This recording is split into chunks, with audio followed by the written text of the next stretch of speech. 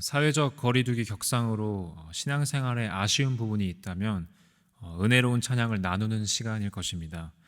코로나 이전에는 전교인 찬양제, 성탄절 칸타타, 주니어 비전 콰이어 등 음악으로 하나님을 찬양하고 예배하는 은혜가 풍성했습니다. 음악은 하나님께서 우리에게 허락하신 아름다운 도구 중 하나입니다.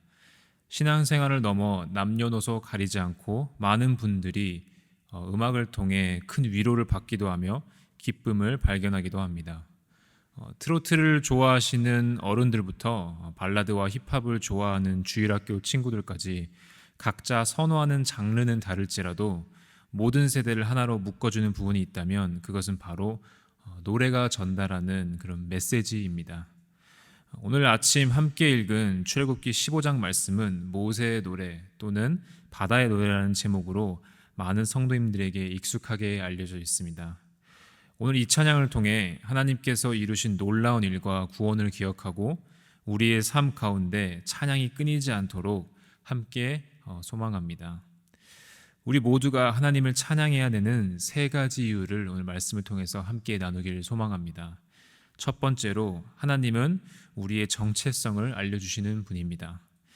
오늘날 이스라엘 백성들이 이스라엘이라고 불릴 수 있는 가장 결정적인 요인은 무엇입니까? 바로 출애굽 사건입니다. 출애굽과 비견할 만한 역사는 이스라엘에서 찾아보기 어렵습니다. 400년이 넘는 애굽의 종살이를 마치고 하나님의 인도하심을 받는 그들이 하나님을 찬양할 수 있었던 이유는 이를 통해서 그들의 정체성이 확립되었기 때문입니다. 한 나라의 면모도 제대로 갖추지 못한 사람들에게 하나님은 그들의 정체성이 무엇인지 정확히 알려주었습니다. 그리고 그 정체성은 무엇이었을까요? 그들은 아브라함의 하나님, 이삭의 하나님, 야곱의 하나님을 믿고 그들의 유업을 이어가는 백성들이었습니다. 그들이 이스라엘이라고 불릴 수 있었던 가장 큰 이유는 바로 하나님께서 그들을 택하시고 하나님의 은혜와 사랑이 이 땅에 온전히 전해질 수 있도록 쓰임받는 통로였기 때문입니다. 올해 8월 한국영상자료원은 1946년 방영되었던 해방뉴스 4편과 15 4편을 온라인을 통해 공개했습니다. 당시 뉴스에서 가장 인상 깊었던 장면은 광복 이후 1년 후의 모습이었습니다. 특히 당시 활발한 활동을 하던 백범 김구 선생의 모습과 육성이 공개되면서 많은 이들의 이목을 집중시켰습니다. 초대 대통령 이승만 박사와 김구 선생은 전국을 돌며 광복의 의미를 열정적으로 알렸고 국민들은 대한독립 만세로 화답했습니다. 비록 세월이 많이 지나 우리 안에 열정적인 모습이 많이 줄어들었지만 지금의 대한민국을 잊게 해준 중요한 순간이자 우리가 잊지 말아야 하는 역사 중의 한 부분입니다. 사랑하는 금광의 성도님들의 정체성은 무엇인가요? 살아계신 여호와 하나님을 믿는 모든 성도는 그들이 어느 나라, 어느 민족, 어느 가정에서 태어난 것을 정체성으로 말하지 않습니다. 우리의 정체성은 오직 여호와 하나님께로부터 온다는 사실을 믿으시길 바랍니다.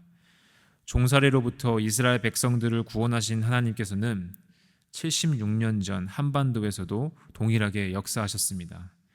우리의 정체성이 오직 하나님 한 분으로부터 온다는 사실에 찬양하는 우리 금광의 성도님들 되시길 축복합니다. 두 번째로 하나님은 우리에게 구원을 허락하시는 분입니다. 하나님께서 이스라엘 백성들을 구원해 주실 이유가 있었을까요? 이미 그들의 마음에는 하나님에 대한 불신과 불만이 가득했습니다. 출애굽기 2장에 종으로 이미 힘든 삶을 살고 있는 히브리인 둘이 싸우는 장면이 나타납니다. 그리고 모세가 다가가자 그중 한 명이 누가 너를 우리의 다스리는 자와 재판관으로 삼았느냐라고 되받아칩니다.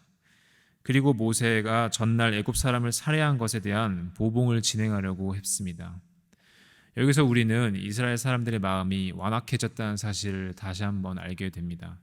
그럼에도 불구하고 그들을 구원으로 이끄시는 분은 누구실까요? 바로 여호와 하나님이십니다. 하나님은 그분의 완벽한 때에 구원을 계획하셨으며 이스라엘이 무사히 애굽으로부터 빠져나올 수 있도록 인도하셨습니다. 오늘 말씀은 하나님의 구원을 다양하게 표현합니다.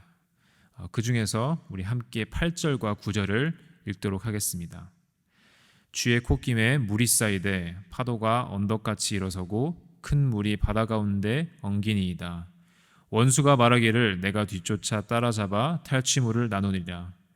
내가 그들로 말미암아 내 욕망을 채우리라. 내가 내 칼을 빼리니 내 손이 그들을 멸하리라 하였으나. 8절과 9절은 구원과는 조금 대조적인 표현들로 표현이 되었습니다. 구원이 있다는 말은 반대로 하나님의 진노의 심판도 분명하다는 사실을 암시합니다. 그리고 그 심판은 애굽에게 고스란히 펼쳐집니다. 특히 8절에 나오는 이 콧김이라는 표현은 하나님의 심판을 잘 드러내는 표현 중에 하나입니다. 하나님께서 노하기를 더디하시고 라는 표현도 원어 성경을 살펴보면 하나님께서 긴 코로 숨을 천천히 내쉰다라고 표현되었습니다. 이를 통하여 우리는 하나님의 구원과 심판이 분명히 우리에게 다가온다는 사실을 다시 한번 알 수 있습니다. 사랑하는 성도님들은 하나님의 구원을 믿으십니까? 세상의 많은 사람들은 하나님의 구원과 심판 때문에 하나님을 믿을 수 없다고 고백합니다. 하지만 우리 삶 가운데 목적을 주신 하나님께서 우리를 가장 크게 사랑하는 방법은 바로 심판과 구원을 통해서입니다. 우리가 하나님 앞에 겸손히 나아갈 때 하나님의 구원을 경험하는 놀라운 축복이 우리 성도님들 모두에게 있길 주님의 이름으로 축복합니다. 마지막으로 하나님께서는 약속하시는 분이십니다. 홍해를 무사히 건넌 이스라엘 백성들은 하나님의 구원을 찬양하지만 하나님께서 약속하신 땅으로 가야 하는 관문을 직면합니다. 그럼에도 불구하고 그들이 하나님을 찬양할 수 있었던 이유는 다가오는 미래를 붙드실 하나님이 그들과 함께 하셨음을 믿었기 때문입니다. 이미 그들을 구원하신 능력이면 그와 같은 미래를 선하신 길로 인도하실 수 있다는 확신이 이스라엘 백성들에게 있었습니다. 광야의 대적들뿐 아니라 가나안 족속들도 여호와의 권능 안에서 치를 떨었습니다. 역사를 붙드시고 우리 미래를 약속하신 하나님이 우리의 역사와 미래도 붙드시리라 믿습니다. 사랑하는 성도 여러분, 여러분에게 여호와 하나님은 어떤 분이십니까? 이스라엘 백성들과 같이 찬양할 이유가 충분히 있으십니까? 오늘 말씀을 기억하며 찬양받기 합당하신 하나님을 찬양하는 우리 모든 성도님들 되시길 주님의 이름으로 축복합니다. 우리 이 시간 함께 기도하겠습니다.